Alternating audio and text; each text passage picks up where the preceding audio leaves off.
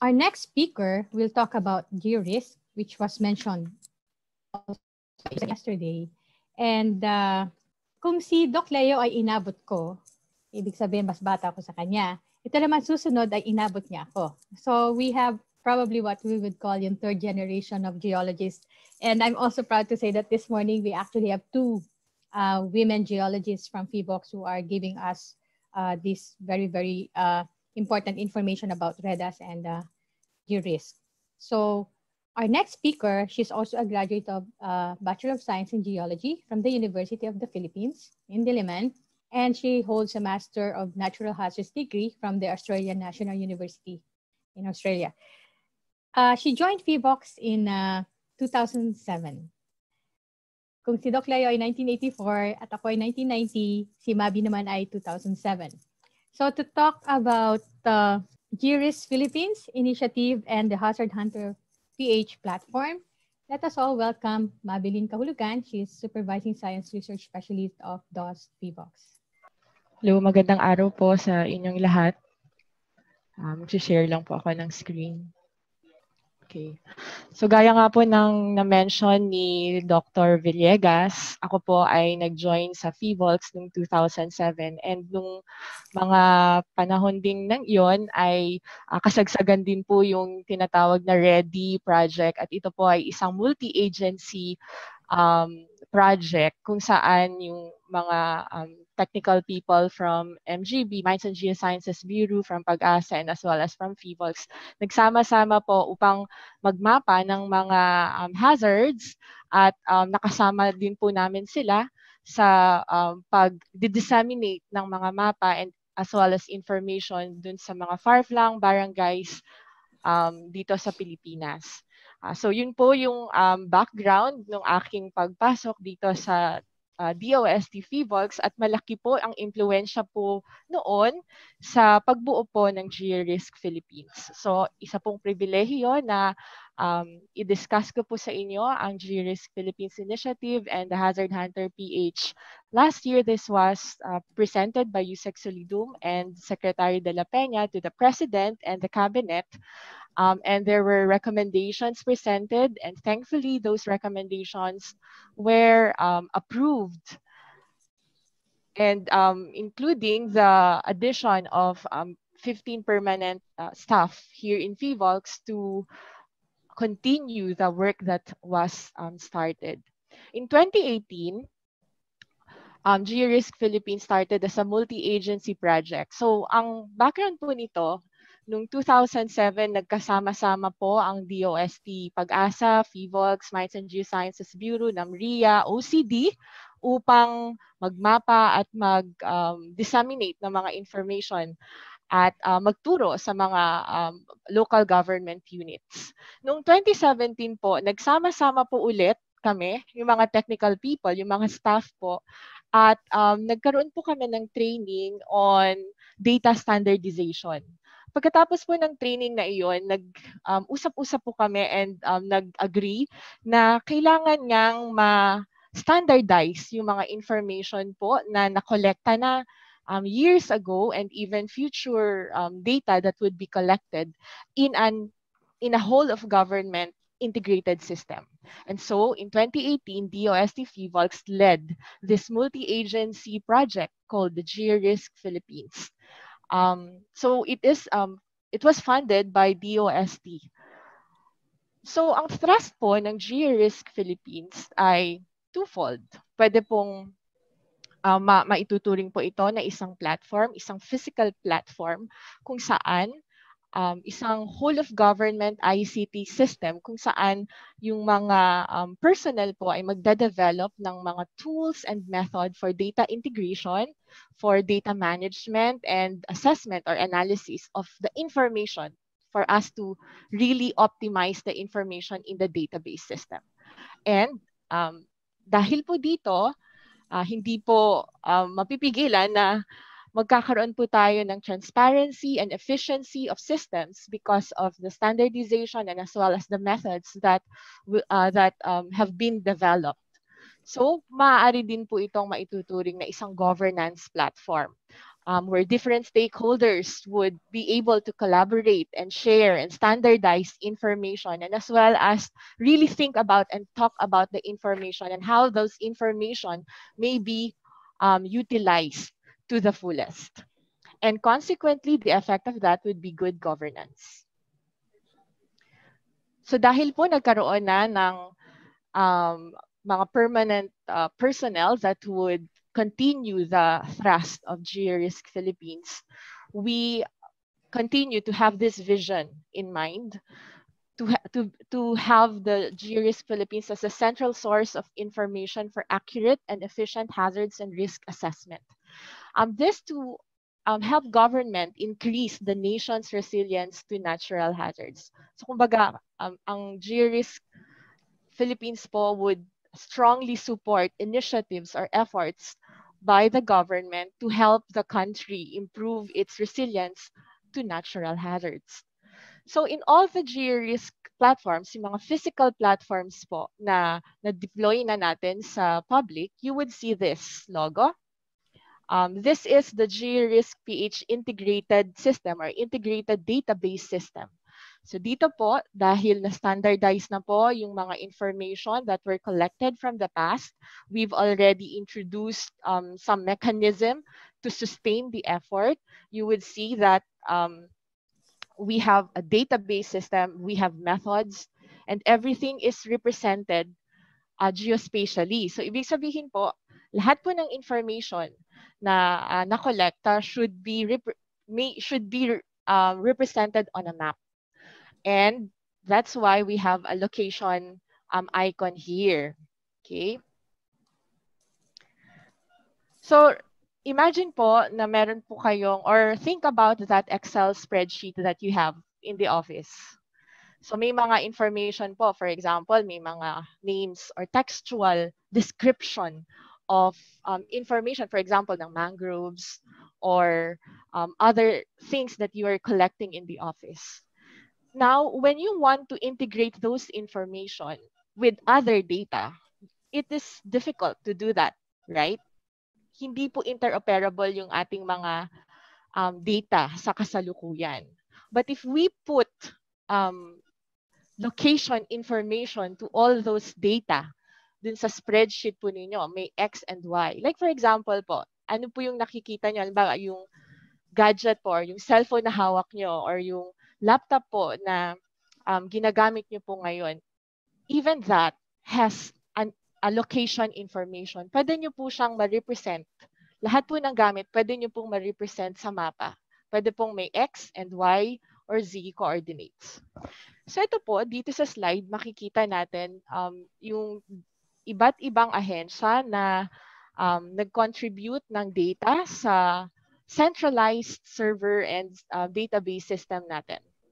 Lahat po ng mga information na napapaloob po sa database ay merong numeric codes at standardized na rin po ang mga geographic projections. May mga data protocols po, and as well as we continue to collaborate with these agencies.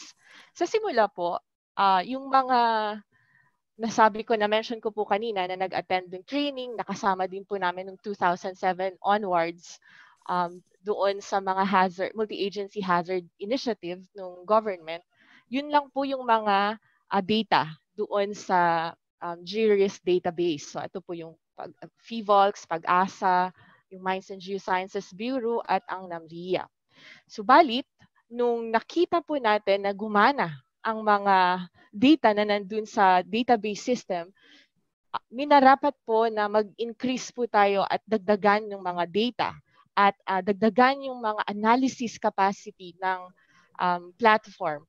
Kaya po na-develop ang HazardHunterPH. Ito po yung unang dinevelop na front-end application dahil nakita na rin po ng management, si Yusek Solidum po, na nag-push po talaga na gawin po yung HazardHunterPH upang magamit po ng mga mas nakararaming tao po ang mga information na nakalap ng mga ahensya ng gobyerno.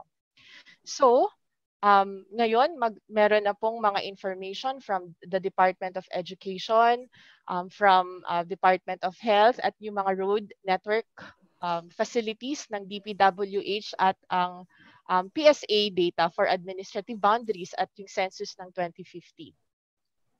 So ito po yung sistema, itong mga arrows na ito, pinapakita lamang po yung data flow. So galing po sa mga ahensya, ang mga information, magko-contribute po ito doon sa integrated system po natin. At ang mga front-end applications, kagaya ng HazardHunterPH, yung GeoAnalytics, at ang situation data mapper ng GeoMapper, ay kumukuha or humuhugot lamang po ng mga information mula sa integrated system.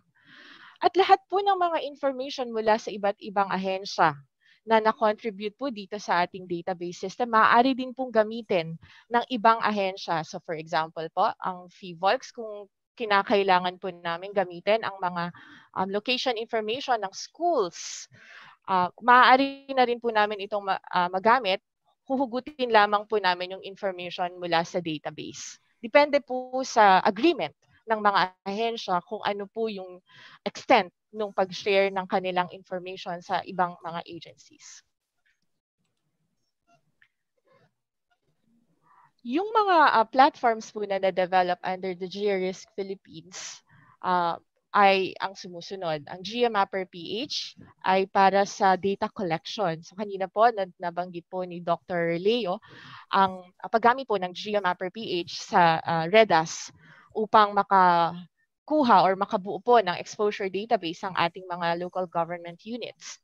May mga front-end applications din po ang GeoRisk PH. Ito po ay ang GeoAnalytics PH at ang HazardHunterPH. Ang dalawang front-end applications po na ito ay publicly available. And I will be discussing later the specifics of the functionalities of these platforms.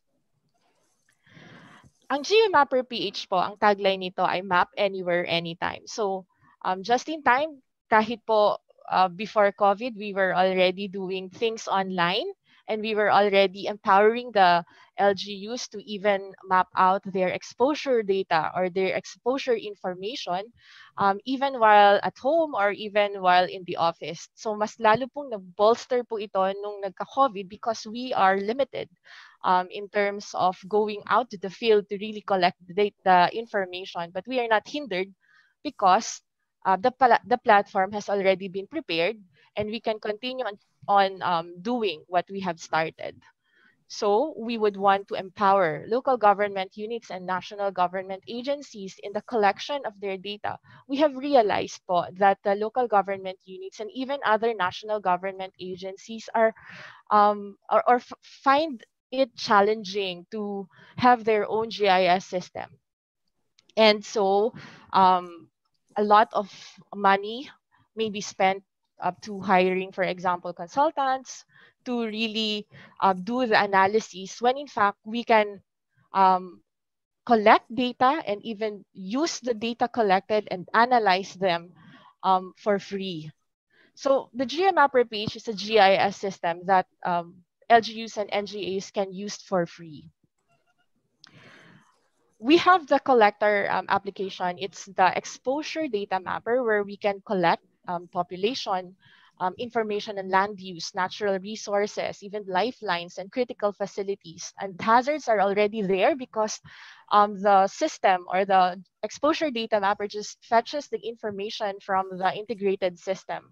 And because of this, we are envisioning to lead and to develop the National Exposure Database through the GeoMapperPH. Ito pong National Exposure Database ay napakahalaga po sa mga LGUs and even at the national level upang magkaroon po tayo ng mas efficient way of doing things and as well as in assessments and in formulating policies.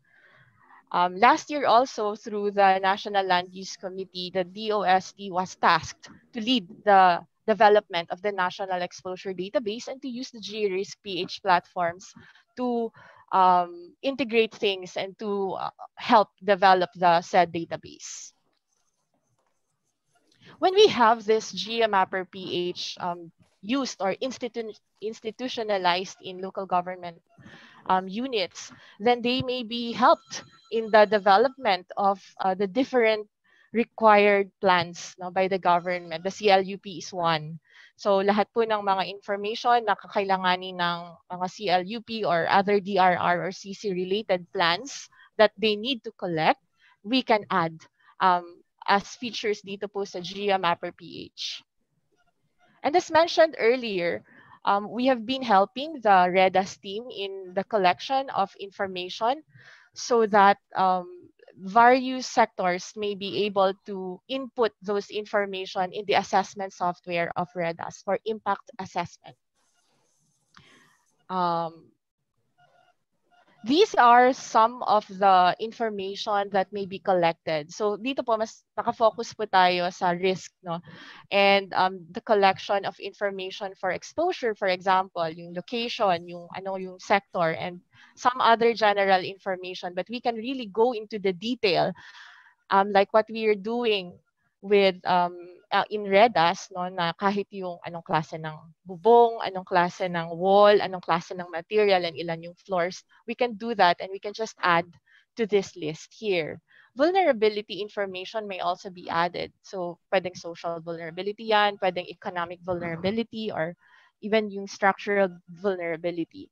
And one thing that we would want to also collect, no, or also encourage the LGUs to collect and report is the coping capacity information. We know that hindi tayo nagsa-start from scratch in terms of yung coping capacity mechanisms employed in the local government units. So using Geo MapperPH, we can also do that, and we could help them report their different initiatives in the local level. So the government also, national government also may use the Geo MapperPH to report or to map out the schools or mga health facilities and even power lines. We just need to encourage everyone lang to use the system and the application. So in a nutshell, we have Geo MapperPH as a collector tool, and this is how it works. So it can be it can work on mobile phones, tablets, and as well as desktops. So dahil po lahat ng information ay nasa integrated system, pwede na lang pong mag-fetch and mag-push ng information, and even other front-end applications of GeoRisk Philippines may use the information collected by Geo MapperPH depending on the agreement of agreements done by the different parties involved in the MOA. All the information, just for us to have an understanding or just for us to appreciate the importance of putting information into that exposure database, we've developed this proof of concept. It's called the Situation Data Mapper. It's one of the modules of Geo MapperPH. Here we see the effects of the 2019 Cotabato earthquakes or series of earthquakes in Cotabato. What we did was we collected information from the NDRIMC report, and then we just plotted and made the dashboards for us to see the effects and have a bird's eye view on what's happening on the ground. So since we already have information from DepEd and DOH, we plotted the location of those schools and health facilities, and as well as plotted the location of possible sources of earthquakes, and as well as the earthquake epicenters. Then, getting information from the report, we put here the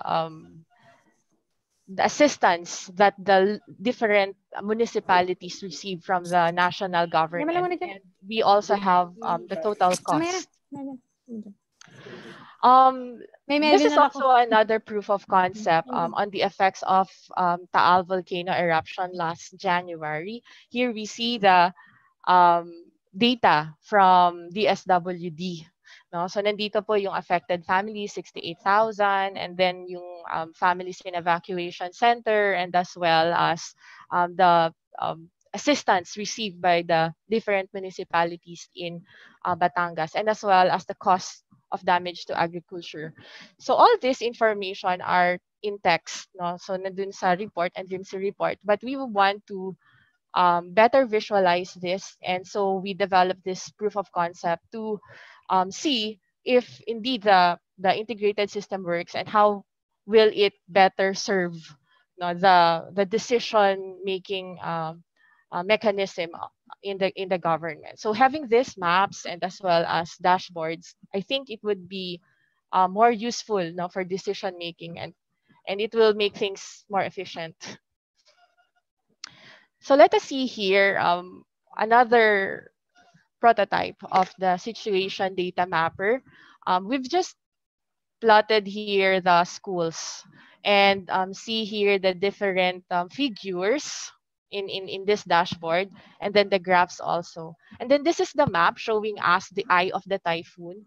And this orange features here represent the school locations or the schools affected by the eye of the typhoon. So dito po merong 4 a.m. So nung May 15, 2020, the eye of the typhoon was here.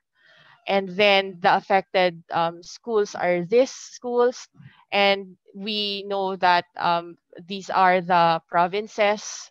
And for decision makers and policymakers to immediately act on this, we have also plotted here the total number of public schools. Now, after some time, look at the white arrow. At about 6 p.m., the eye of the typhoon moved northward.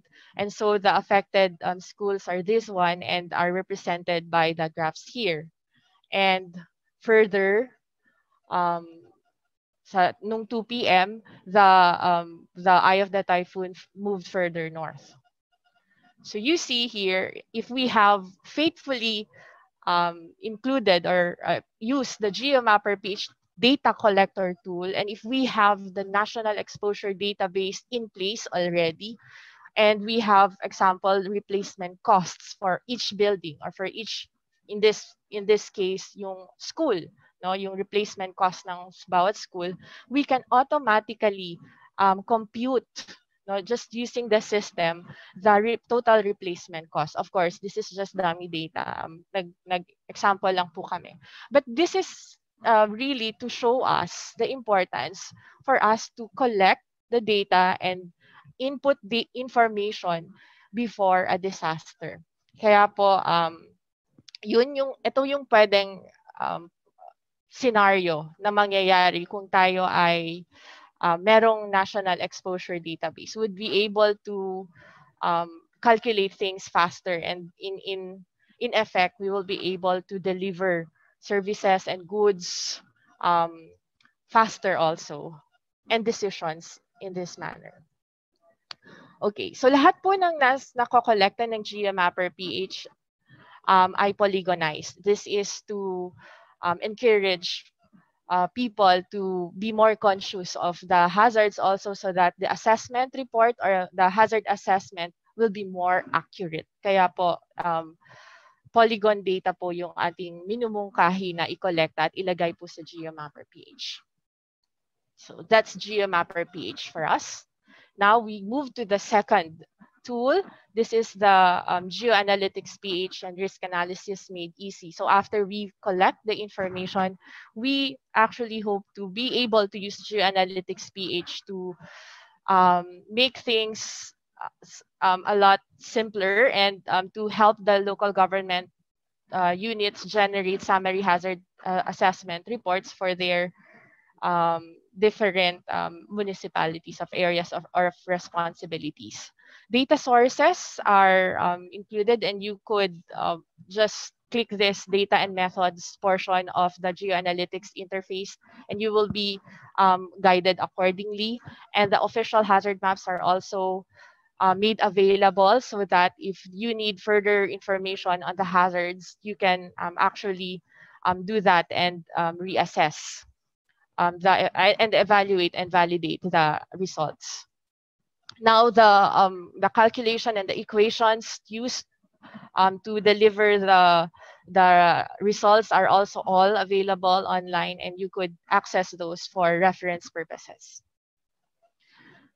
So even now, if you have another gadget, you can use, or you can type this geoanalytics.georisk.gov.ph in your browser. All the information are made available to the public. And for land area analysis, you will be able to get this kind of result. So this is Barangay Central Mati Davao Oriental, and you've seen here, ito yung color gradation are tsunami inundations and heights. And then itong green po na box po na ito ay ang Barangay Central Mati. So with just a few clicks, and depending on your internet connection, you will be able to generate the maps immediately. So you don't need a GIS expert to do that for you. And you don't need to go to the different government agencies to get information, for example, or the vector files for this kind of map. No? And most especially, you will also be able to get charts, and as well as the tables and the list and the numbers that you would be needing in decisions, and as well as in the calculations of other stuff and the decisions that you would be needing for planning. So dito yung summary, total area prone to tsunami in this particular barangay is about 1.7 square meters out of the total, and this is about 16%.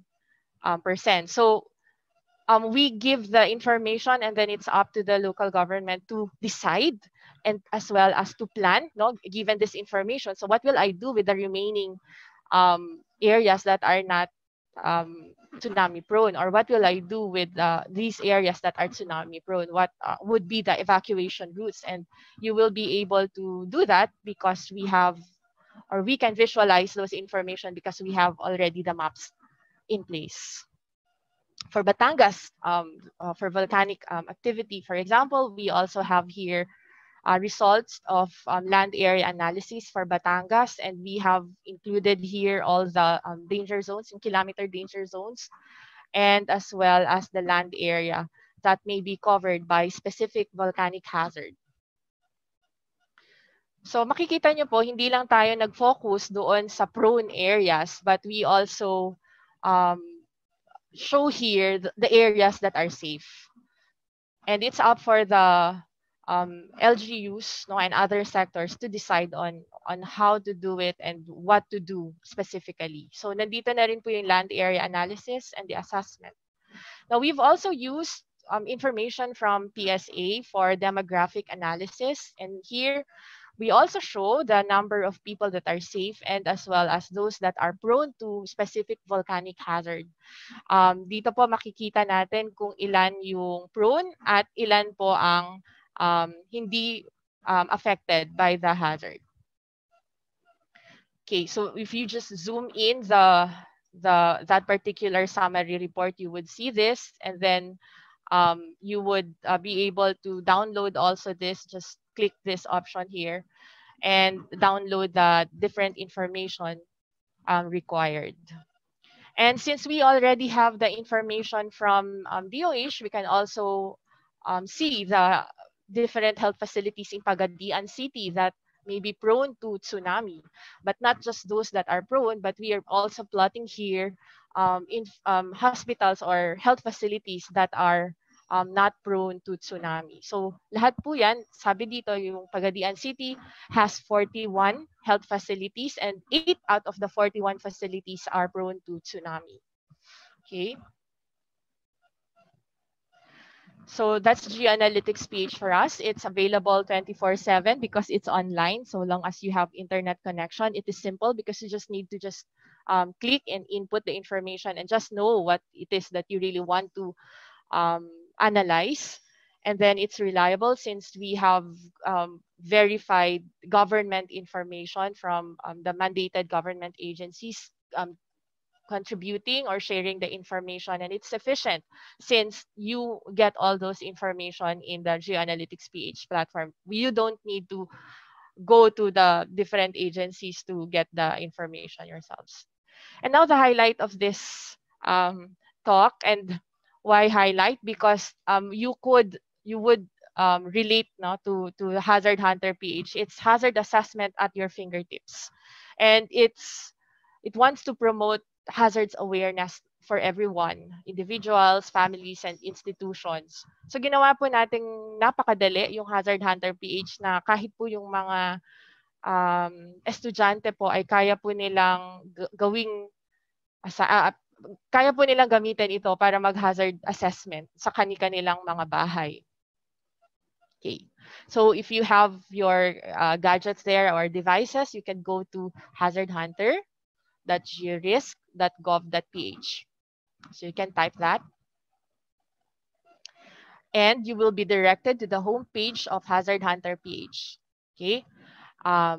So ang HazardHunterPH po ay merong 4 na way kung paano po kayo mag-input ng location, because that is the first step. No? You need to know kung ano yung location na gusto nyo pong i-assess. So, pwede nyo pong i-type dito ang location. And then another option is if you would want to use your gadget's GPS, just click use current location. And then if you have coordinates or yung longitude at latitude po, you can input those numbers here.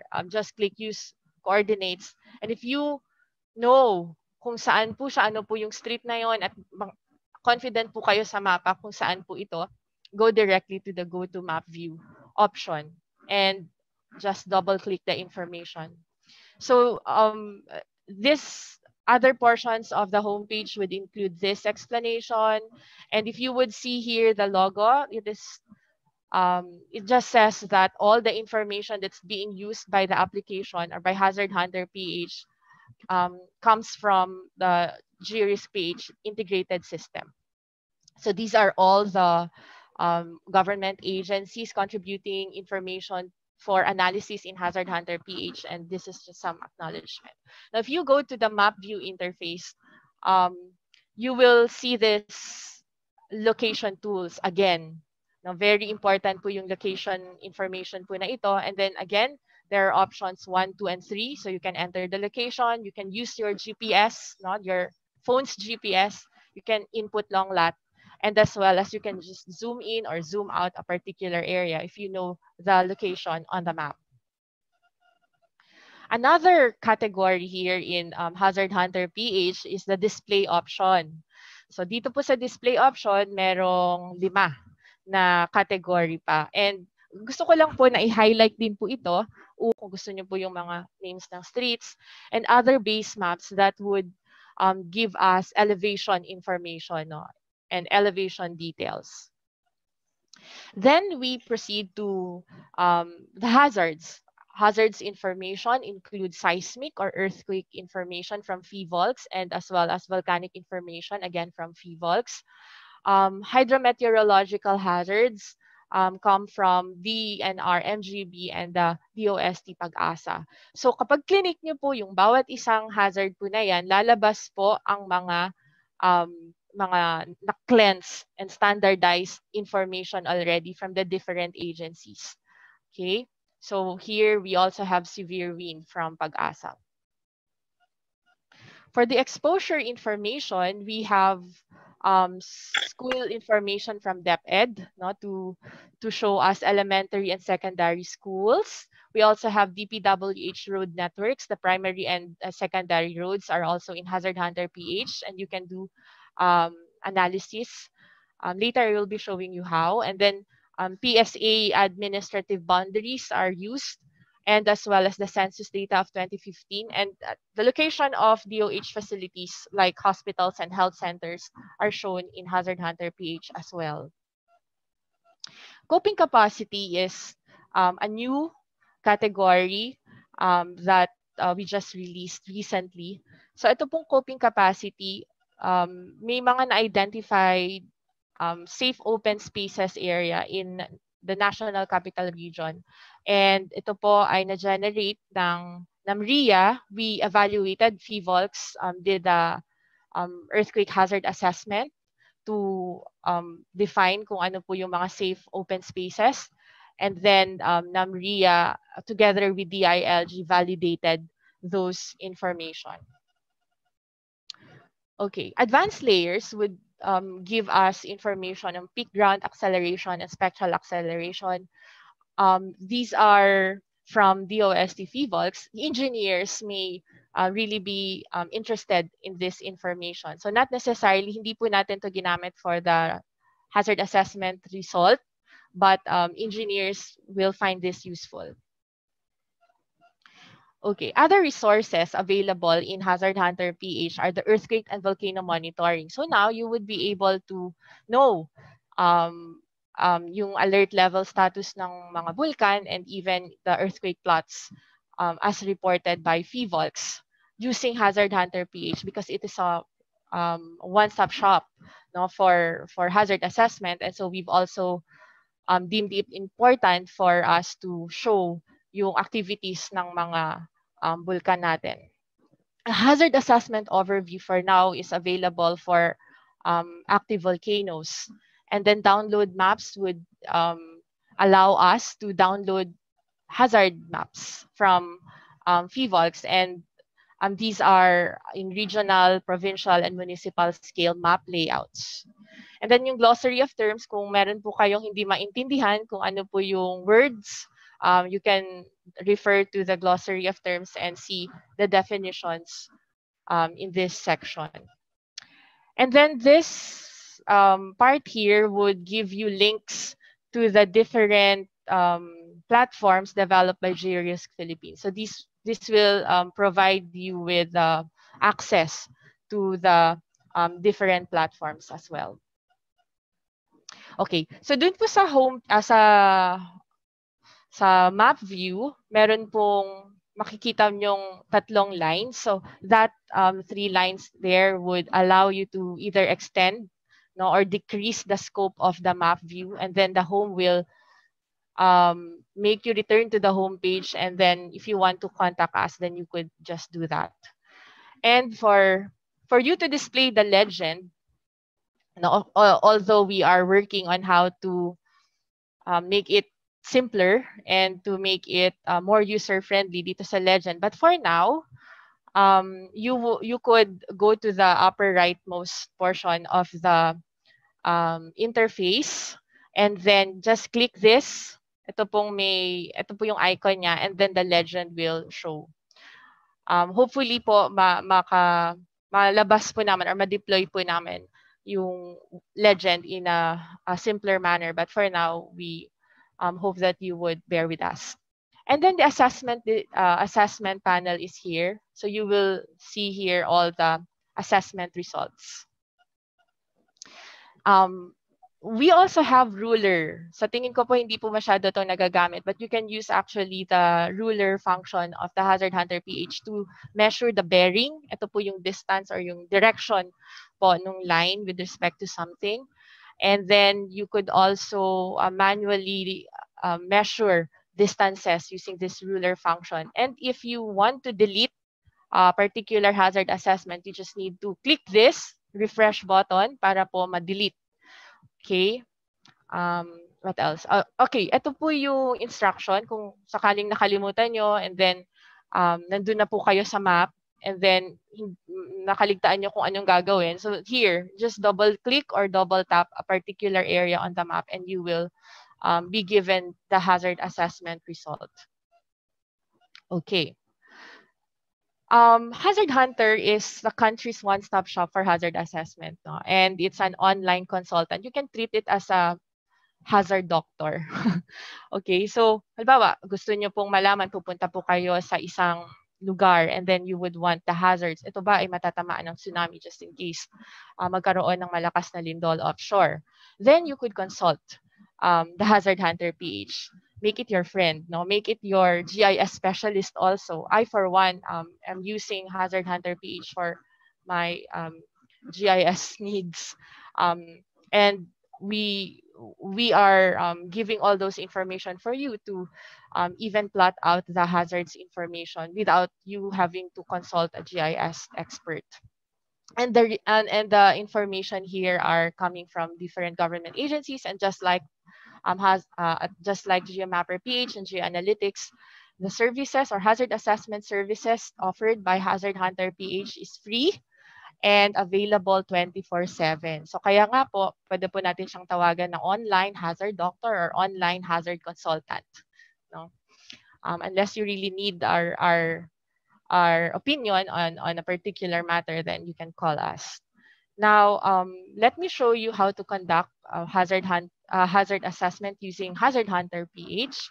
So again, you type hazardhunter.georisk.gov.ph, and then again, these are the ways that you can employ in inputting the location information of the area that you would want to assess.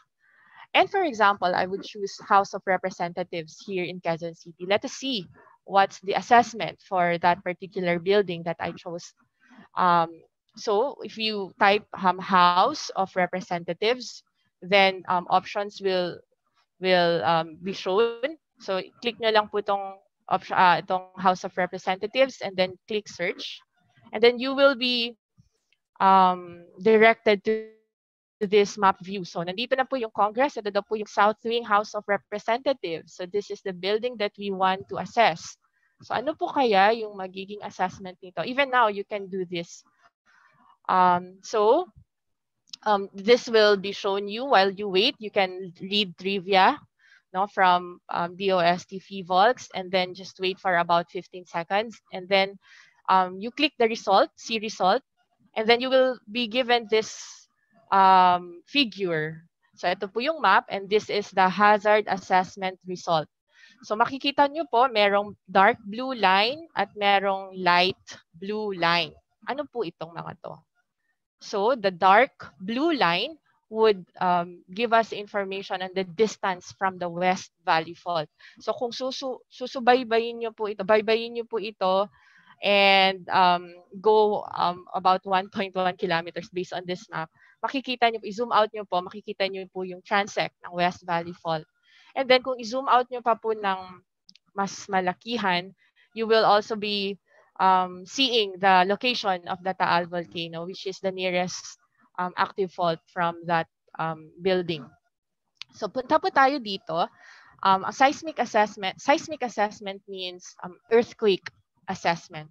So mahalaga pong malaman kung gaano kalayo ang House of Representatives building sa pinakamalapit na active fault, which is the West Valley Fault. It is about 1.1 kilometers. No? Sabi po dito, 1.1 kilometers, and since we have here in PHIVOLCS, we recommend at least 5 meters from the active fault or from the deformation zone. We say, or the HazardHunterPH says that the according to ground rupture hazard, the House of Representative building is safe. Kasi po, it is 1.1 kilometers from the West Valley Fault. So, ito po ulit, sasabihin ko po na ito ang Philippine Fault, and this is the Masbate segment of the fault. And makikita nyo po kung ano pong epekto ng ground rupture. Ito po yung pilapil. Dati po magkarugtong po ito, subalit nung gumalaw po yung Philippine Fault noong August, nag-move po ito horizontally ng about half a meter. And then, of course, we assess the building in terms of ground shaking. At sabi po dito, prone ang House of Representatives, and kung sakaling gumalaw yung West Valley Fault, magkakaroon po ito ng intensity 8. Ano ba yung ibig sabihin ng intensity 8? So nandito po yung mga explanation. People become panicky, and malaki po yung destruction ng intensity 8. And for our houses, you just need to click ground shaking. Itong blue word po na to, click ground shaking, and then you will be directed to the tool that DOST-PHIVOLCS and other agencies developed or organizations developed to help us make our houses safe. So may diagnostic tool po ito. And then, ang House of Representatives daw po ay safe in terms of landslide, earthquake-induced landslide, and volcanic hazards. But we have to note that depending on the magnitude of the eruption, during eruption, and the prevailing wind direction during eruption, pwede pong matamaan po kayo or tayo ng ashfall. And then, not only PHIVOLCS information are available, we also have the Mines and Geosciences Bureau information and Pag-asa. So dito po naka-red ang rain-induced landslide. So sabi lang po, wala pa pong na-identified landslide in that area, but this is based on the methods used by MGB. No? And that's the assessment that they have for that building. And then the nearest critical facilities, we also included here kung ano yung pinakamalapit po na public school and health facilities as well as road network from DPWH. And when you click, sorry, balik lang ako. When you click this green button, no, bibigyan po kayo ng PDF file, PDF report, mas comprehensive explanation and recommendation as well. So this is coming from PHIVOLCS. So you would see here the different parts of the assessment report. Ito po yung logo ng agency. And then if you would scan this QR code, babalik po kayo dun sa location and then it will give you, again, the assessment and then the dates and as well as the hazard and the assessment and the explanation and recommendation that's coming from our agency. For intensity 8, for example, we also have here recommendation for you to follow the national building codes. Okay, so this is from PHIVOLCS. Again, from PHIVOLCS. This is from the Mines and Geosciences Bureau. So notice the logo. So ito po ay galing na po sa MGB. And then we also have here the logo of Pag-asa giving us hazard assessment on storm surge and severe wind. So yan po yung assessment from them. And then we also have information on the distances of critical facilities from that building. So if you would remember, I introduced to you the different options, display options located at the left panel of the interface. And so you can use that. And for example, if you want to change the base map to better see the features that you would want to highlight, then you can do that. And then you can also overlay the hazards information. In this case, we overlaid tsunami hazards information, and we see here the color gradations that would indicate tsunami height. Then, similarly, dun sa exposure po, i-click nyo lang po yung exposure, and then if you would want to overlay the barangay or municipality or the province po, pwede din po nyong gawin yon. Sabi nga po natin, di ba, yung HazardHunterPH is also a GIS specialist, then you can do that yourself. So, turn on the barangay layer, and then meron na pong mga polygons na lalabas. And just click that, and then the names will show like this one. And then if you would also want to see the health facilities, immediately, instantly po, pwede nyo pong gawin din yan. At makikita nyo po kung ano-ano yung mga hospitals that are government-owned or privately owned na affected by tsunami. So yung in-explain ko po kanina, that's the bread and butter of HazardHunterPH, really to do the analysis. But since it's launched, we have added new features to better serve the public and better make hazard assessment simpler. For areas living or around volcanic active volcanoes, you could do this. So you could go to map view and then click hazard assessment overview. No? Pag click nyo po yan, lalabas po ito dito sa right panel. You would click volcanic. So for now po, volcanic hazard assessment pa lang po yung kaya niyang i-generate na analytics. And then you click Mayon, for example. But you can also click Taal and other volcanoes. So in this example, I chose Mayon. So I click that. And then I click Lahar under hazard. After clicking Lahar, ito po yung lalabas. So meron po agad kayong mapa. No? Ito po yung delineation ng Lahar, and we have the active volcano here. And then it's already generating the report. And then just for a few seconds, lalabas na po agad yung population that may be affected by Lahar, kung ano po yung mga barangays na ito, ilan, no, elementary schools and the other critical facilities. And you just click yung download icon, itong blue po na ito, and then you would be able to get the results. Okay. So, for example, itong elementary schools, you can also turn off or turn on itong eye icon para po mas ma-focus nyo po yung, halimbawa, schools lang yung gusto nyo makita. So this shows us the location of schools only. And then if you would also want to just see yung barangay boundaries, then you can turn off everything and then just turn on barangay. If you download the CSV, if you click the download button, then you will get this information.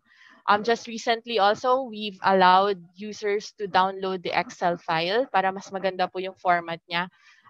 Here in this slide, we show you the CSV format. But now, if you're looking at HazardHunterPH now and you're doing volcano analytics, you would realize that we've also now enabled Excel download. And then similarly, we also have here assessment report. So makikita po dito kung ano yung data sources and the area susceptible or critical facility susceptible and the name of barangays and as well as the municipalities. So yan po yung mga results, for example, ng elementary and secondary schools because we have data already from DepEd. The school ID is also included already. The list of health facilities as well. Okay, so that's volcano quick volcano analytics for you using HazardHunterPH. For some, you would need map layouts. Hindi po maiiwasan na kailangan natin makita kung ano yung explanation on the maps, and so we are allowing the users also to download earthquake and volcanic hazard maps using HazardHunter. This is a one-stop shop so that you don't need to go to other platforms to download the map layouts. So just go to HazardHunter and then go to map view button and then click this portion under resources. Pag click nyo po yung download maps na yan, lalabas po ito. Dito po sa download maps, you could choose the region, you could use barangay, the province or the municipality. So depende po kung meron po tayong available hazard map for municipality, then lalabas po iyon. But if not, then you go higher, no? So ibig sabihin province, sa province po, meron lang po tayong mga map layout for that specific area. So dito, nandito na yung KMZ file. Kapag click nyo po yan, automatic na madidirect po kayo sa Google Earth and ma-overlay po yung map layout. And then if you would want the JPEG file, then all is available in this interface as well. So these are examples of the hazard map layouts. We have seismic hazard maps. We have active fault maps for the province of Albay. We also have tsunami hazard maps. So these are ito yung mga itsura po ng mga hazard maps po natin.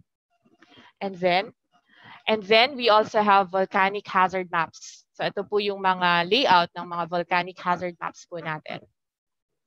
Now, if you want to determine the volcano alert level status using HazardHunter, you could click this, earthquake and volcano monitoring. And then ito po yung announcement po ng pag-raise or pag-lower ng alert level. And then when you click that, you will be directed to the volcano bulletin itself. No? And then for earthquake monitoring naman, you could still use HazardHunter. Let me show you here, for example, the location of earthquake plots for the month of September. So whole of September, and then you can choose yung date range. So nandito po, for example, yung date range, and then just choose September, and then first click yung unang araw na gusto nyo pong ma-check, and then the second, yung last. So range po siya. And then I chose the whole month of September. Ito po lahat ng earthquakes na naitala. And then we can also choose kung ano lang po yung magnitude na gusto po natin. So yung mga magnitude 5 pataas, ito lang daw po. And then if we want depths, all the depths, then we could get this kind of map. And then there's also this calculation here showing us the total count of earthquakes. And you can display or undisplay the earthquake plots. And this is the legend. And if you click a particular dot, you will be directed immediately to the bulletin, earthquake bulletin. So since we have all this information and we use the integrated system to do this, we can plot the earthquake generators or earthquake sources. These are the active faults, and then see also the earthquake plottings and as well as the volcanoes. Then we can also see here the other hazards, like for example, liquefaction and the location of schools. And also locate here the peak ground acceleration or spectral acceleration. And we also see here the different active faults. This is the newest addition to HazardHunterPH, and I will show you how it looks like. So for example, the coping capacity. Ito po yung mga safe open spaces daw po sa Metro Manila. And so if we zoom in, ito po yung itsura niya. Ito po yung mga polygons. And you would identify here that there are certain LGUs that do not have sufficient safe open spaces. So it's for the LGUs to decide on what to do with that information. We also would want to add more reports about coping capacities developed. So yun, ladies and gentlemen, I have shared with you the different platforms of GeoRisk Philippines. We have GeoMapperPH for data collection, GeoAnalytics, and HazardHunter for analysis. HazardHunterPH is available and may be used by everyone. So even students po, pwede pong gamitin ito at maging mas aware po tayo on the hazards. So we need to collaborate more and we need to work together to really make all these initiatives work for our good. Okay, so thank you so much, and that ends my presentation. Okay, thank you, Ms. Mabi, for a very, very detailed presentation about GeoRisk PH, especially HazardHunter.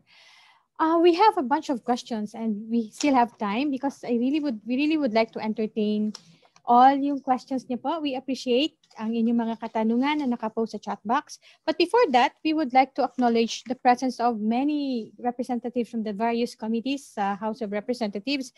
Kanina po hindi po nabanggit constitutional amendments, agrarian reform, and suffrage and electoral reforms, housing and urban development, games and amusement, energy, and we also would like to acknowledge the presence again of Sir Saldi ng assistant staff ni Congressman Joey Salceda na nandito po today, and yung S&T committee po ni Sir Caballero, nandito po sila lahat. Okay, a lot of questions, iba-iba po ang kanilang nakadirect. Kanina sinagot na ni Doc Leo yung how do you identify, prioritize LGUs to undergo the ladderized training modules. And sabi ni Doc Leo sa chat, based din po sa ano na yung na-reach kasi meron naman po silang program and meron na tayong listahan ng mga nagkaroon and based sa request and interest po. And pero this one, maybe you sexually Doom can answer this. Which is safer place to be in during an earthquake? High-rise or medium-rise buildings, top, middle, or bottom floor? Ito po ay galing kay Desiree Barameda, Special Committee on Reforestation. It really depends on the quality of the structure, whether it's short stories or mid-rise or high-rises. It's based on the design. What we need to avoid would be soft stories. Ito po yung mga stories na instead na meron kang wall, pinapalitan mo ng mga glass, o di kaya ay very konti lang yung wall. Ibig sabihin, the energy that will be sent by the earthquake to the building, usually po yan ang nag-absorb ay mga poste, beam, and the wall. So kung walang wall, dapat malaki yung poste at beam and potentially may mga braces in some parts. Otherwise, the columns or the poste will not be able to absorb all the energy. So kahit sa ang floor, minsan sa Japan noong 1995, yung soft story nila ay sa gitna. So nasira po yung gitna. So again, sa quality po yan ng construction. But if you want to be prepared about like floods, mas maganda sa middle one. Pagdating sa sunog, kung gusto mo masanda ka sa sunog, mas maganda rin sa middle and a little bit lower. Now, in general though, pagdating sa how would you feel the earthquake, and depending on the quality of the construction ng mga building, pag West Valley Fault po ang gagalaw, ang mas mapapagalaw niya ay yung maiikling mga building. Kasi maikli compared sa mga matataas, magaan. So kapag malakas, mabilis ang pagyugyog ng lupa, mas madaling masishake yung mga magagaang building. Kung matibay naman lahat, wala namang problema. Pero ang issue sa Pilipinas at ganoon din sa ibang bansa, maraming mga mababang building, residential building and mid-rise building na hindi rin maganda or marupok or very old na. So marami actually masisirang low-rise to mid-rise building pagdating ng West Valley Fault scenario kaysa high-rise more than 30 stories. Yun yung aming analysis. But again, it all depends on the quality of your house. You can stay in short story, mid-rise or high-rise. Again, pagdating ng shaking, mas duduyan lang ang matataas na building, lalong-lalo na kapag malayo na yung earthquake. For example, noong 2019, may earthquake sa Zambales, no? Ang mas gumalaw nun yung matataas na building. But we also noticed that even low-rise houses were partly damaged. Kasi again, hindi maayos yung construction. Okay. Thank you, Yusek Solidum. We have still a lot of questions directed kay Doc Leo and kay Mabi as well. Sabi dito ni Ma'am Abby Apostol, good morning, Dr. Bautista. May I ask if you only share the technology to LGUs? Is it also possible to share the technology with planning groups like the Philippine Institute of Environmental Planners, PIEP, and academic institutions such as schools offering planning courses? Doc Leo? Yeah, so hindi lang LGU, no? So SUCs, and then pwede rin private groups, private companies, and then yung planning groups, no? One of our users, si Dr. Basco, gave a talk to 4,000 sa isang issue, and ang lecture niya all about REDAS. So i-encourage din natin yung ibang groups like environmental planners to use it. So kahit sino, open kami. Can I add a little bit? We encourage everyone to use it. But let us emphasize the reason why we wanted to really help the local government, lalo na sana yung mga permanent employee. Kasi in the past, pagdating sa mga CLUP, mga plans, if they rely too much on the consultants, pagka wala ng consultant, wala na ring magtutuloy ng plano. So ang amin sana lahat matuto, pero sana hindi rin i-take advantage ng iba na gawin nilang business yung aming shinare na software for free. Yun lang naman yun eh. The reason why we're sharing it for everyone is to make sure that we really help those who need help at the local level. Yan po. Thank you, Yusek Solidum. I think we are also proud to say we have to thank DOST because both projects, yung REDAS and yung GeoRisk po natin, these were all supported by DOST-GIA po natin. So, support po sa local scientists is very important. Nakita niyo naman po yung mga produkto. And these are really like for the people. Okay, next question po. Thank you, sir. I think it's from Lourdes Mendoza. National exposure data. I think this is for Doc Leo. Can we include this in the community-based monitoring system, CBMS po natin, data about city or municipality? Importante po ito dahil gagamitin ng local chief executives ang data for their development planning. Doc Leo? Okay. So marami na tayong initiative with DILG na i-add nga itong questionnaire natin. Kasi meron tayong existing questionnaire for buildings. But we'd like to marry it with a CBMS questionnaire, which is heavy on socio-economic. No? When we say socio-economic, yung mga questions about income nila. Pero kasi yung question natin na existing sa exposure database, more on the physical aspect. But if we marry the two questionnaires together, napaka-strong ng ating questionnaire. So may mga initiative tayo to link the two at para mas ano yung ating questionnaire, no, mas robust. So we're thinking of like it will be there could be a column there in the questionnaire na malilink natin yung dalawa. Ang nagiging problem lang sa CBMS data is they collect data, point data siya. So if ang sinasabi ko lang, if you're standing on a particular location, ang location mo, yung kung saan ka nakatayo. So it could be the roads. It's not really the structure, no? Mapapansin nyo doon sa exposure database collection natin, polygon siya. So mas ano siya, mas accurate kasi polygon siya, no? And then it's also possible na sa isang structure, there could be two households. Okay, so there's only one building but there could be two households. So yung mga ganong issues we have to resolve to merge yung ating exposure data collection and also CBMS. Pero nasa pag-uusap naman, so pwedeng, it's possible, yes. Okay, can I add, as mentioned by Leo, the real problem is the geospatial data of CBMS. And so we're actually hoping that they will use the GeoMapper platform already integrated in the REDAS and also part of the GeoRisk Philippines initiative. Actually, sa totoo lang, if you are able to digitalize everything, lahat ng proseso sa government can be made easy. Yung paghahanap kung sinong tutulungan, bibigyan ng DSWD, madali na yan. And I think our experience, maraming interesado to really integrate data. But the problem then was there is no platform that can help everyone integrate. And with the GeoRisk platform and now REDAS has integrated GeoMapper, that is the tool. Ang gusto lang natin ay mag-agree na yung local government kasi otherwise they will still be using the old format which is not very good for planning and monitoring. Okay, thank you. Importante na ma-digitalize po lahat ng ating data para po sa DRR.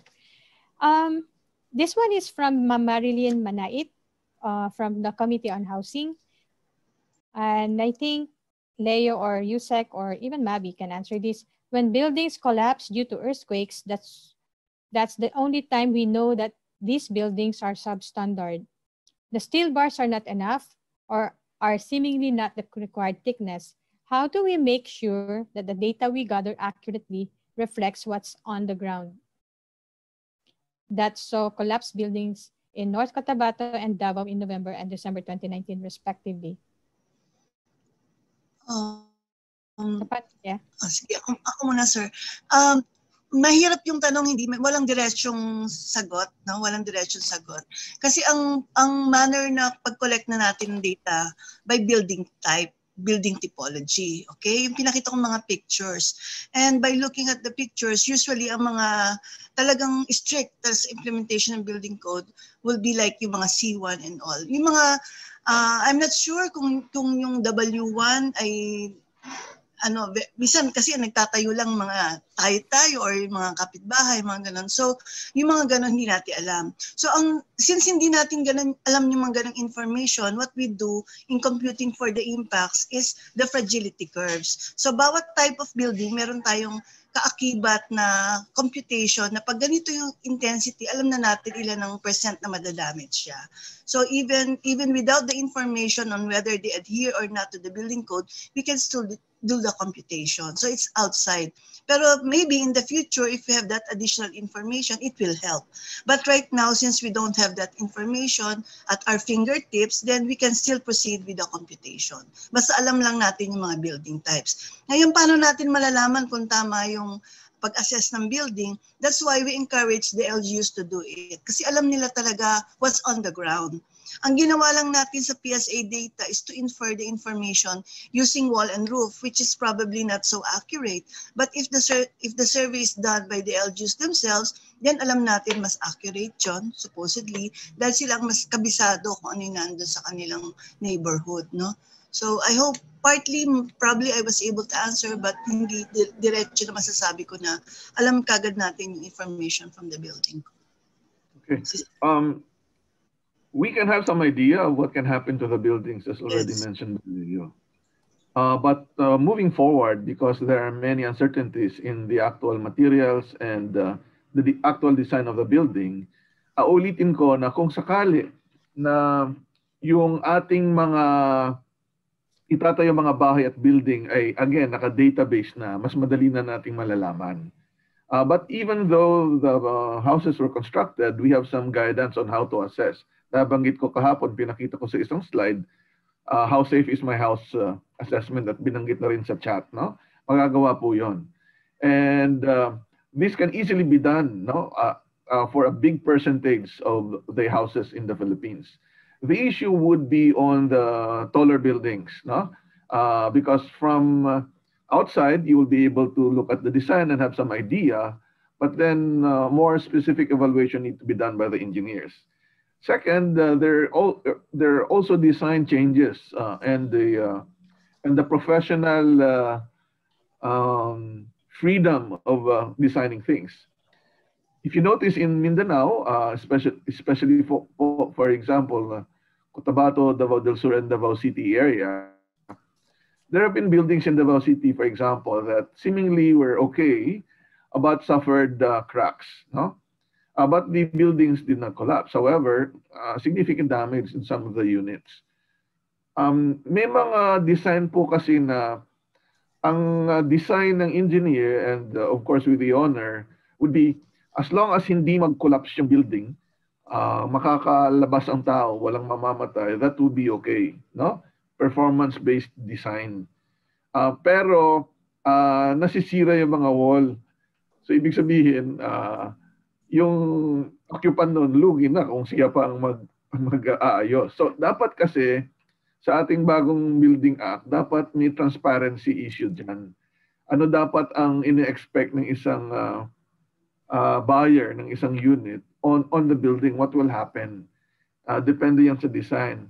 Hindi magko-collapse yung building, you're okay. Pero magkakaroon ng damage. So, it's an issue na partly to be solved by the Philippine Building Act. But again, yung transparency, especially on the actual design and data, would need to be gathered. In Seoul Metropolitan Government, when I visited them years ago, they gather all the geotechnical and design data of all the buildings at naka-digitalize yun para kung sakaling may emergency or assessment, they'll be able to do it. So yun yung isang kailangan natin magawa sa Philippines. But we do not need to start from scratch again. We can assess buildings, what will happen to them. Okay, thank you, Yusek Solidum. We have another question, this time from ComSec Maria Lourdes Mendoza from Poverty Alleviation Committee. She made a comment first. We agree with your promotion of empirical data as basis for government action or intervention. Maganda po ang inyong ginagawa para ma-prioritize natin kung aling areas ang dapat unahin. Importante din po magkaroon ng estimate kung magkanong budget ang kakailanganin sa pag-responde. And the question is, given RA 11315, which institutionalizes geotagging per city or municipality, does GeoAnalytics program get a boost in government budget, which hopefully makes services more available and accessible to the poorest LGUs? Mabi?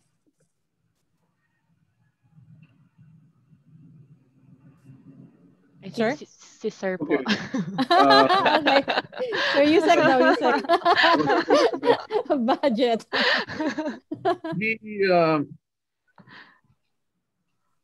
The agreement that the GeoRisk Philippines initiative was overwhelming.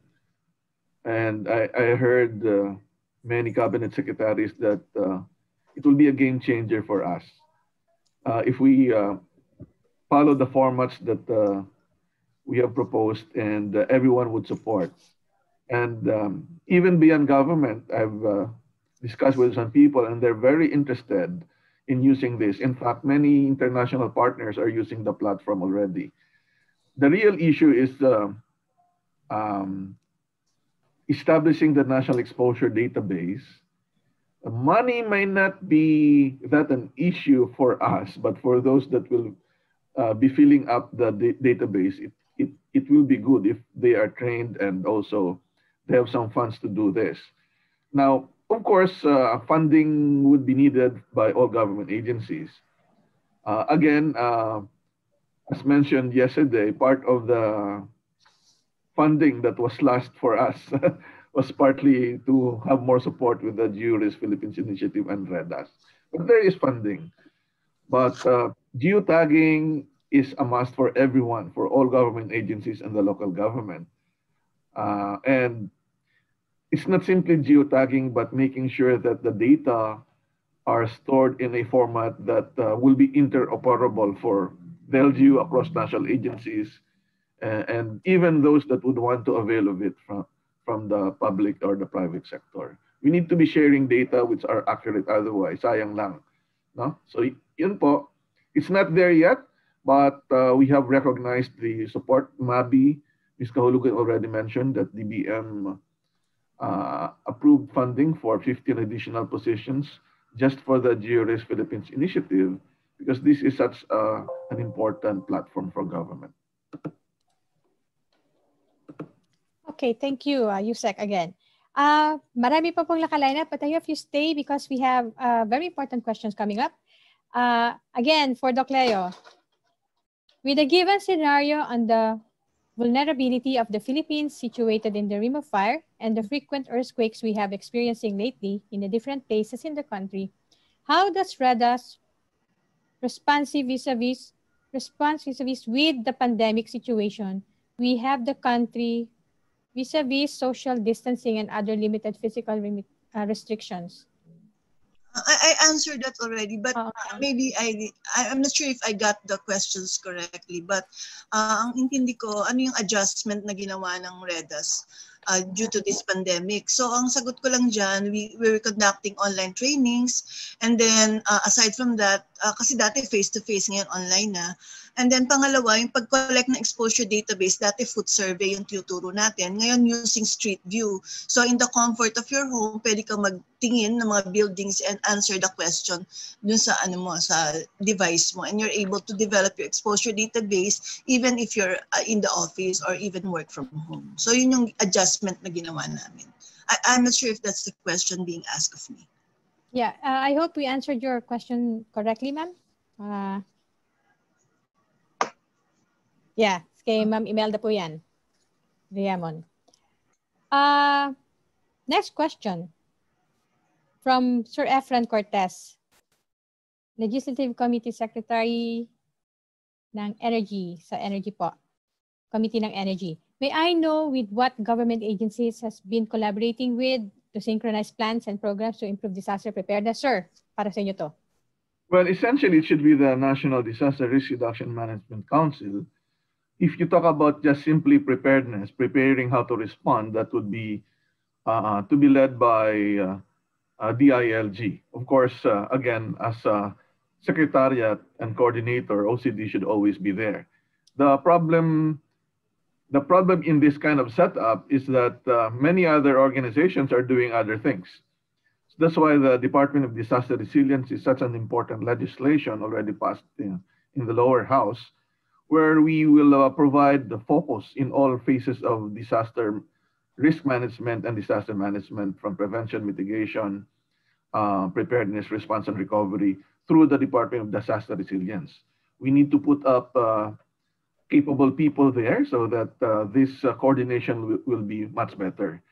I feel that this will be the answer to a better integration of all the efforts from the national to the community and even with the private sector. Okay, thank you, sir. This one is from Mr. Ernesto Brampillo. Is the Department of Agriculture or data from DA involved in the assessment of the possible damage of tsunamis to agricultural areas in low-lying areas of the Philippines?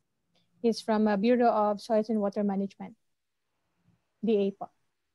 Well, Mabi can answer, but I can also answer. Mabi, you can answer first. May data ba from DA? Mabi. Sa ngayon I know po, the answer, but sa ngayon po wala pong data from the Department of Agriculture, but there's an ongoing initiative, sir, yung with for animals. Yeah. So, but basically for DA wala pa po, but we can have collaboration in the future. Yeah, thank you. Since the person who asked is from Bureau of Soil and Water Management, DA has been developing their own geographic information system. And although we have initial consultations with them, they seem to be very busy with what they're trying to do.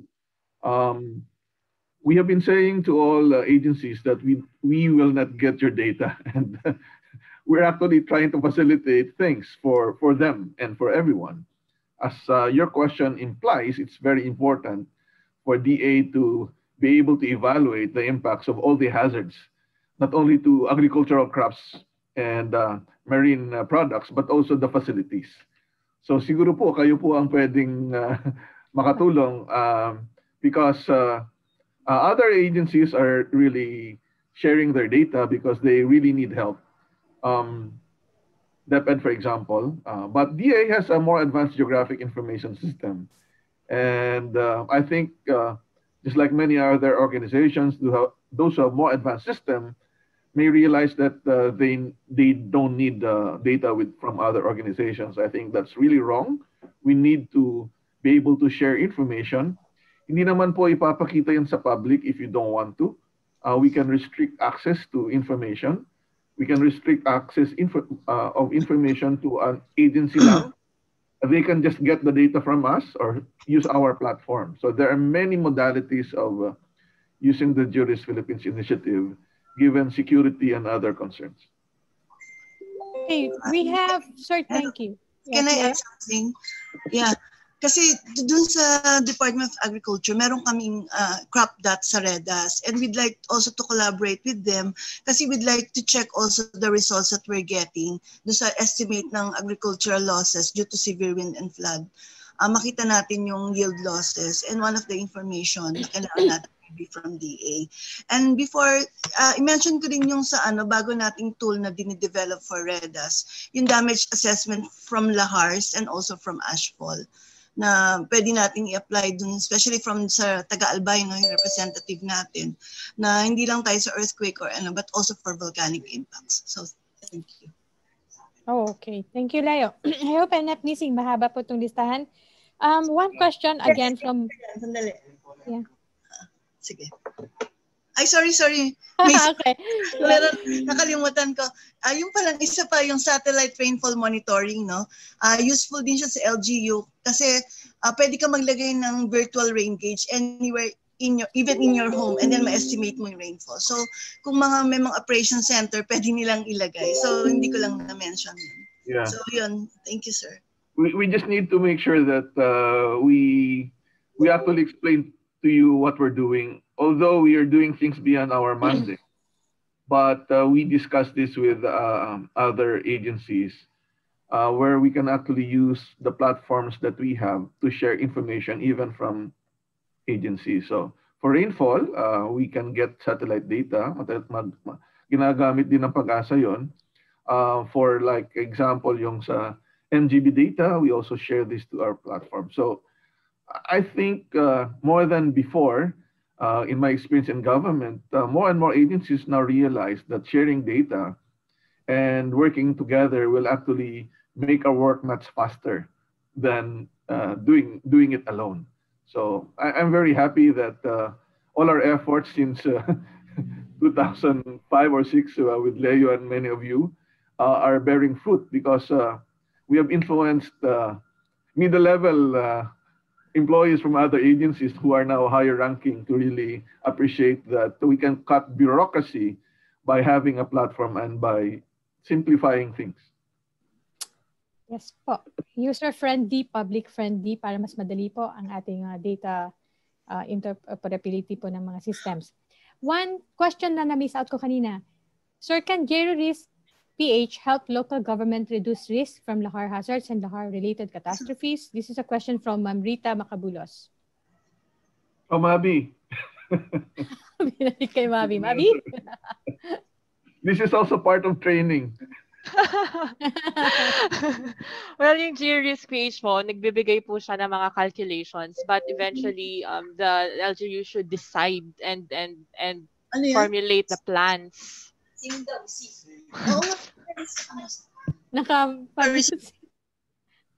Yes, go ahead, Mabi. Okay. So yun po yung ang take po namin dito. We have all the information already in the system.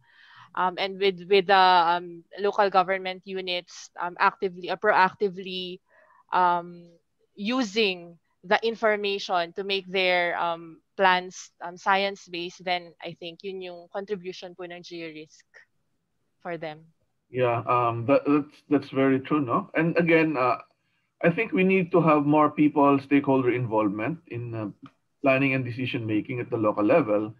And so if we can actually encourage everyone to look at the Hazard Hunter, people themselves will be able to realize that they're sitting in a lahar-prone area. Now, hindi na sila kailangan sabihan pa, but this platform need to be shared. Of course, again, depending yan sa availability ng mga internet connection. But again, madali nang abutin yun kahit nga sa middle slopes ng Mayon, may internet pag numakit ako doon. So no problem yun for Albay. Okay. Thank you, sir. Another question. Babalik tayo sa nakaraan. Pinatubo erupted a year after the massive earthquake in 1990. Did the earthquake trigger the eruption? If so, what measures should be done to mitigate the damage, considering that we are in the ring of fire? That's again from Marilyn Manait, Committee on Housing. Okay, one hypothesis for the eruption in 1991 of Pinatubo, given the context that prior to 1991, the interval of strong explosive eruptions of Pinatubo would be 1,000 years. Pero if you notice, mga 600 years, 500 years lang, napaaga. And the hypothesis is that if the volcano has magma to be erupted below the volcano, so Pinatubo, mga 5 to 10 kilometers ang magma dyan, and only 10% of magma has been erupted in 1991. So meron pang naipon dyan. That if it is ready to be erupted, once the earthquake shakes the volcano, then there will be changes in the pressure condition of the volcano. Yung gas, no, that will be present might be enhanced, no, to really degas and tumaas yung pressure at sumabog. But what really happened was after the earthquake, a new magma from below reached the surface of the volcano, and because the new magma is hot, parang pinakuluan niya yung partly molten rock at nagdigas, no. So in either case, the accumulation of gas was the culprit, and perhaps either the rise of the new magma or the enhanced degassing can be facilitated by a strong shaking. So as an application of what we have seen in Pinatubo, every time there is a major earthquake somewhere and nearby a volcano, we would look at how this volcano will behave. No? So pag kunyari, we know that every time there's an earthquake in Mindoro or Lubang Island, sometimes the activity of that volcano increases a little bit, but not really triggering to an eruption. So likewise, pagdating po sa Mayon or Bulusan, nung earthquake sa Masbate, tinanong kami kung anong effect, wala naman, but that is now part of our standard operating procedure. Every time there's a major earthquake event, we only not look at the damages of the earthquake, we will look at the behavior of the volcano, whether it will respond or not. Thank you, sir. Yung connect ng lindol at bulkan.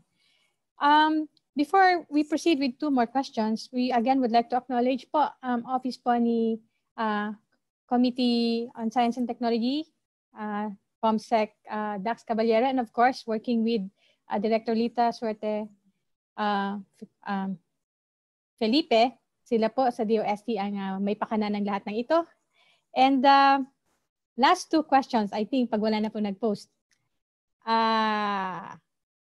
Importante na matutunan ng LGUs, lalo na ng communities, para mas makapaghanda ang mga tao.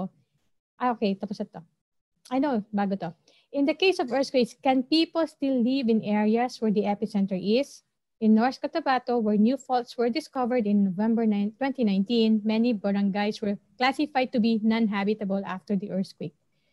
People needed to be relocated. Follow up po yan.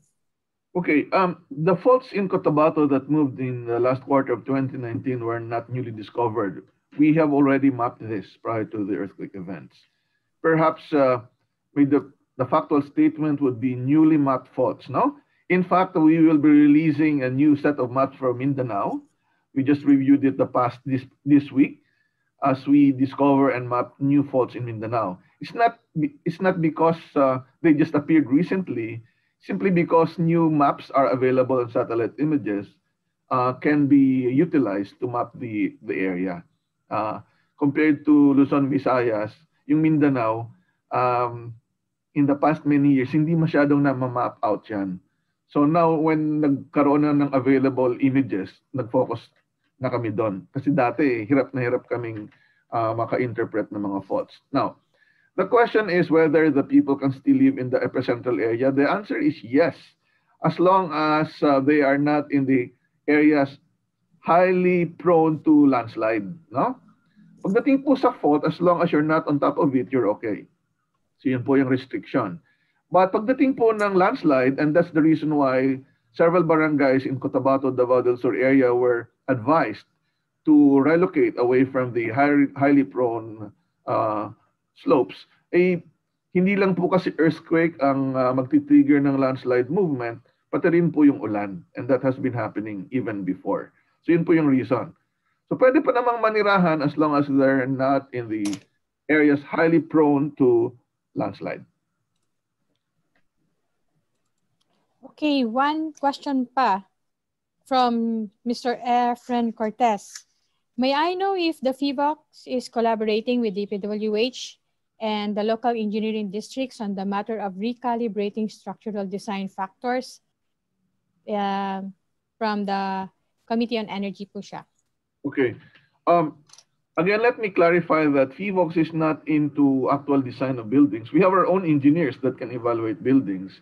But our major role with DPWH and the Philippine Institute of Civil Engineers and Association of Structural Engineers of the Philippines would be to develop science-based data so that engineers, architects can actually be guided in their designs of the buildings. We are involved at the National Structural Code of the Philippines and Building Code group. And if you follow the Structural Code of the Philippines, in the year 2000, doon po nagsimula na ilagay yung mapa ng active fault. And a provision on the distance relative to the fault were stated so that the design of buildings to be constructed can accommodate that information. Now, we are working with the Association of Structural Engineers of the Philippines to develop yung tinatawag po naming spectral acceleration map. Bawat building po ang lupa, magkakaiba ng galaw. At ang rule po sa engineering, kapag ang galaw po ng lupa at building ay pareho, magre-resonate, galaw pa ng masyado ang building at baka bumagsak yan. So ang kailangan tingnan ng mga engineer is itatayo nilang building, gaano man kataas o kabigat, meron po siyang frequency or period. Dapat hindi po magkapareho ng lupa. Okay? So ang PHIVOLCS po, ang trabaho is, we are trying to determine the frequency of the ground vibration, no? And we're producing it as map so that when engineers would look at it, they will not design a building that will match the frequency of the ground. Babagsak po yun. We have been putting out tinatawag naming specialized maps for metro urban areas, Metro Manila, Metro Cebu, Metro Davao, and we're continuing it to other major cities where the maps can tell the engineers the most likely hazard and the most appropriate heights of buildings that can be constructed in a specific area. So available din po yun. Again, binanggit ni Mabi kanina yung ibang mga mapa. It's already available. Those are the specialized maps that I mentioned, but not all. No? So, yun po yung trabaho. We are also involved in the information campaign by both the public works and the building officials. No? I've been speaking to many regions. No? All around the country ngayon, pa-webinar na. DILG is also doing that. So marami po tayong involvement to provide guidance and data. Okay, thank you, sir. Before we proceed, one last question. We also would like to acknowledge, lumalabas po kasi sa ating chat box, we would also like to acknowledge the presence, and salamat po for coming, the presence of Asek Saban, Presidential Legislative Liaison Office po niya, and ang kanyang po mga staff na nandito. We are now 54 and maraming salamat po. We are so happy na marami po ang nakinig, mga ComSec po natin ng various committees. Hindi po nasayang ang paghahanda namin. Kami po ay tuwan-tuwa. Okay, last question, sir. Requirement na ba sa content ng CLUP of LGUs ang geotagging, especially hazards? This is very important for investments and real estate infrastructure. If not, can this be made mandatory? I'm not really sure. I don't know. Maybe Leia or Mabi would know, or some of you would know. But again, if it's not a requirement, it should be a requirement. There is no other way to go but digitalize all the information. We can actually do so many things with making our data digital. Hindi po na pwede yung pa-table lang at yung statistics natin ay titingnan sa table. The modern science of statistics is for every point on the surface of the earth, we can put all the statistics and we just relate that point to other points. No? Ito po yung talagang kailangan. Good morning. And we offer that platform for everyone to use. In fact, just to give you a bird's eye view of what we're doing, the current Philippine bureaucracy needs to adjust to the 21st century norms. And we are trying to look into where would be the best government centers be placed. And one of the things that we did with our resource persons here, like Mabi Aleo, would be to evaluate the current government centers at the regional offices. And we found out that many of the regional offices are not ideal for disaster resilience. Delikado po sila. And that's why, looking back, when government has decided to set up the government centers, wala pa tayo sa kamay nila yung available information. And now it's emerging.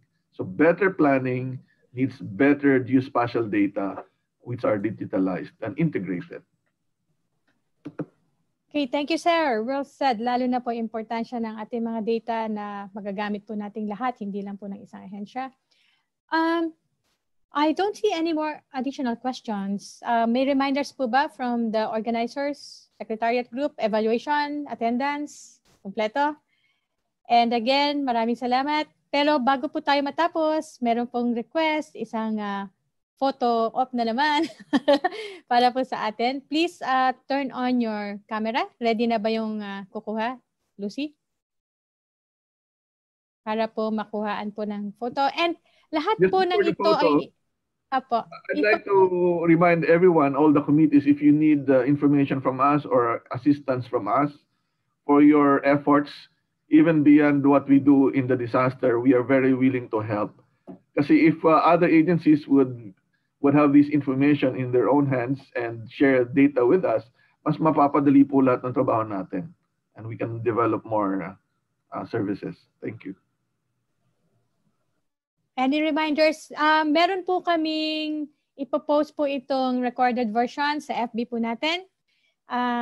Yun po ang isa na dapat malaman ninyo, lalo na po evaluation. And the materials will be sent sa email po nila as according to Lucy. And any message po from ComSec, again, Dax, we are so thankful for pag-invite niyo po sa amin and sa DOST. Sir, are you still there? Wala na akong masabi. Wala na. I think, thank you very much. Yun po siguro masasabi ko. Sa lahat ng DOST family, especially the PHIVOLCS. Thank you so much, sir, for really accommodating each and every everyone here. Salamat po lahat. Thank you. And salamat po sa dami po ng committee na nag-attend na nandito. Kami po ay natutuwa simula pa kahapon. Sir, last closing po. Closing pa again, salamat ulit sa lahat. As mentioned earlier, we actually are volunteering our services, especially the two platforms and other things that you might want to work with us. As just to summarize everything that we have gone through starting yesterday, the key for disaster resilience would be to really reduce the potential impacts through proper planning, land use, proper construction, and it is good to note that the land use bill is already passed at the lower house of Senate na lang. The the Philippine Building Act is still there in the lower house, needs to be approved. And of course, the Department of Disaster Resilience. But we have to actually make sure that other government organizations that the various committees are engaged with need to also be looking into digitalization and sharing information so that their planning would be better. So available po yung mga platforms na diniscuss ngayong umaga. So thank you for your attendance, and I'm very happy that more have attended in the past 2 days than the usual lecture lang ng what to do during the earthquake. I've been to Congress many times in the past. Marami ng beses. But we really designed the initiative so that you'll be able to know what we're trying to do as a strategy, as a DOST and DOST-PHIVOLCS, and the innovations that you can actually use. So thank you, ComSec Dax, and to all secretaries, of course, Lita, and to my colleagues at PHIVOLCS. Maraming pong salamat sa inyong lahat.